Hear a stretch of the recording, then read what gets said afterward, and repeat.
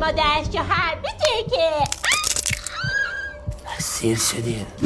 بیا این چیه؟ شوهرم دیگه نمی‌مونه به زور آوردمش کف دستشو برام بخونی. این که کف دست نداره دیگه. کلا اندازه یک کف دسته. حالا بخون دیگه. این مرده دیگه. آره. وای از کجا فهمیدی مرده؟ میگفتن کارتون تو شهر خیلی خوبه ها. یه بسم الله بگو من دیگه برم گم شم.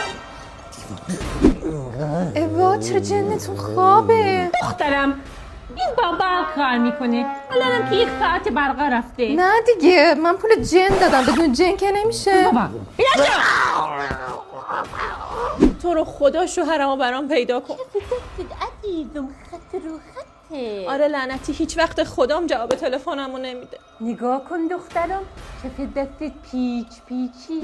راست میگه تو پیچی. کجا؟ قوچان رد کرده الان. راست جانه چی؟ یک مدل بالاش گرفته پیچیده به بالوی. یه زن مدل بالا گرفته. چقدر احمقه. ماکسیم رو میگه. چیه؟ اپ سفر بین شهری ماشین تو قیمت تو راننده تو انتخاب میکنی. تازه با کد تخفیفی آوا میتونی تا 500,000 تومن تخفیف بگیری. دختر جان. رفت میگم این مراجعون ما شد مغنی. آره مثل خودتن. چی؟ حالا که اینطوری شد بسم الله. ای مادر.